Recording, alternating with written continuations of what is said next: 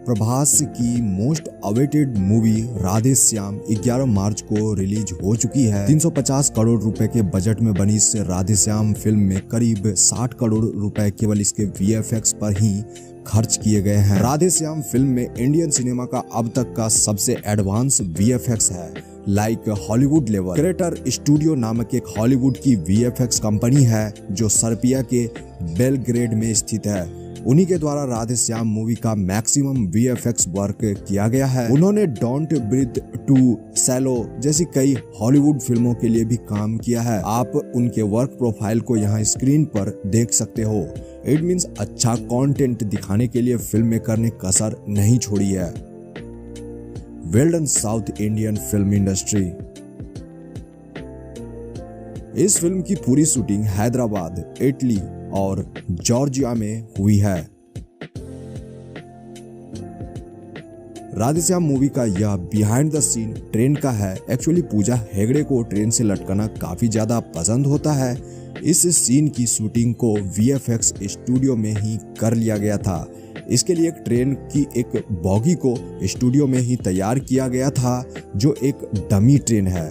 वहीं इसके चारों तरफ आप ब्लू बैकग्राउंड देख रहे हो जिसे कि बैकग्राउंड को सजीव दिखाया जा सके।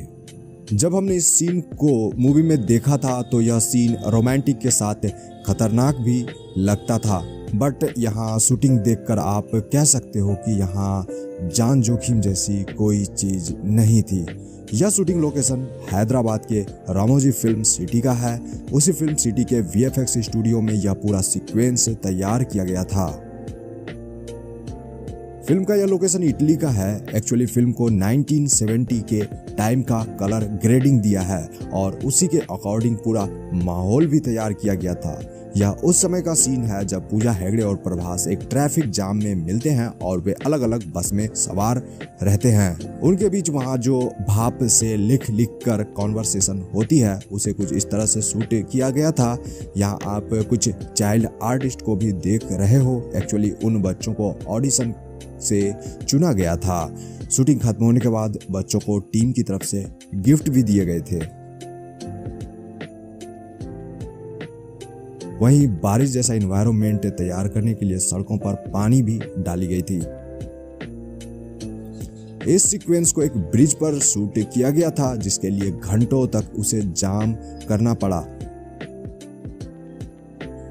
मैं आपको बता दूं कि गुरुजी का किरदार सत्याराज ने प्ले किया है। उन्होंने ही बाहुबली सीरीज में कटप्पा का रोल निभाया था। यह लोकेशन माधवार या टेम्पल का है जो आंध्र प्रदेश के गंडीकोटा विलेज में स्थित है। मूवी के केवल इस क्लाइमेक्स को शूट करने में पूरी मूवी से ज्यादा खर्चा लगा था और काफी मेहनत भी। पूजा हेगड़े का जब एक्सीडेंट हो जाता है और उसके बाद प्रभास एक फोन बूथ से बात कर रहे होते हैं, या उसी समय का BTS है। इसे VFX स्टूडियो में तैयार किया गया था एंड पीछे जो बिल्डिंग्स और स्ट्रीट दिख रही है उसे प्रोजेक्शन से बनाया गया है। वहीं आप देख सकते हो कि क्रू मेंबर्स द्वारा पाइप से बारिश भी कराई जा रही है ताकि इस सीक्वेंस को डेंजर क्लाइमेट में रिकॉर्ड किया जा सके। इसके अगले सीक्वेंस में आती है शिप वाली शूटिंग। यह इस मूवी का अट्रैक्शन ऑफ पॉइंट है। मूवी का यह क्लाइमेक्स सीन जॉर्जिया के VFX स्टूडियो में तैयार कर लिया गया था। इस सीन को बनाने के लिए एक डमी शिप लेना पड़ा था जो कि बड़े बड़े स्टूडियो में ऑलरेडी अवेलेबल रहते हैं। यहाँ शिप को क्रेन की मदद से स्टूडियो में इस तरह से लगाई जाती है। इसमें मोशन भी डाले जाते हैं ताकि ऐसा लगे कि तूफान में आकर जहाज डूबने वाली है, यानी हिलती डुलती दिखे। यहाँ पर देख रहे हो कि इस शिप का केवल ऊपरी हिस्सा ही यहाँ पर है क्योंकि बाकी हिस्सों पर CGI और विजुअल इफेक्ट ऐड किए गए हैं। यह उसी सीक्वेंस का हिस्सा है। एक्चुअली यहाँ पर प्रभास को अपने गुरुजी की बात याद आती है जब वो कहते हैं कि दुनिया में केवल 1% ही लोग होते हैं जो अपनी किस्मत खुद से लिखते हैं, और फिर प्रभास यहाँ डूबते शिप के ऊपरी हिस्से में चढ़ने की कोशिश करता है और वह कामयाब भी हो जाता है एंड ऊपर चढ़कर फ्लेयर गन चला देता है। इस क्लाइमेक्स के सीक्वेंस में जितने भी जहाज के इंटीरियर की शूटिंग दिखाई गई है वहाँ पर पानी के बहाव को शूटिंग के दौरान यूज नहीं किया गया था, बल्कि उसे आफ्टर इफेक्ट से जोड़ा गया है। पानी को यूज किए बिना ही इसे एक प्रॉपर डायरेक्शन में शूट कर लिया गया था, लेकिन शिप के एक्सटीरियर पार्ट की शूटिंग में वाटर फ्लो यूज किए गए थे। उसे क्रू मेंबर द्वारा पाइप की मदद से छोड़ा जाता था। बाय द वे, समुद्र वाली शूटिंग के बारे में जानने के लिए यदि आप एक्साइटेड हो और जानना चाहते हो तो इसके रिगार्डिंग मैंने ऑलरेडी एक वीडियो अपलोड कर दी है। एक्चुअली वो लाइफ ऑफ पाई का BTS है। वो पूरी मूवी समुद्र पर ही बनी है, इसलिए अगर आप ऐसी मूवी का BTS देखना चाहते हो, फिल्म मेकिंग देखना चाहते हो तो उसे ज़रूर चेकआउट कर लेना। यह लोकेशन इटली के एक स्ट्रीट का है। यह उस समय फिल्माया गया था जब प्रभास एक बड़े बिजनेसमैन की भविष्यवाणी करते हैं कि उन्हें राजनीति के बजाय बिजनेस पर फोकस करना चाहिए। उसके बाद उस बिजनेसमैन के लोग प्रभास की पीछा करते हैं, जिसकी शूटिंग कुछ इस तरह से हुई थी। इसके लिए कैमरामैन ने पहिए वाले शूज पहन रखे थे जिससे कि मोशन में मोमेंट कैप्चर कर सके। उसके बाद प्रभास का एक्सीडेंट हो जाता है और वह पूजा हेगड़े के हॉस्पिटल पहुंचते हैं। यहाँ पर फनी सीन होता है, जिसके बाद प्रैक्टिसिंग इन डेथ का भी सीन यहीं पर होता है और फिर पूजा हेगड़े भी घर जाकर इसकी प्रैक्टिस करती है। यहाँ उसी समय का BTS है। यहाँ डायरेक्टर साहब इस टेक को करके बताते दिख रहे हैं।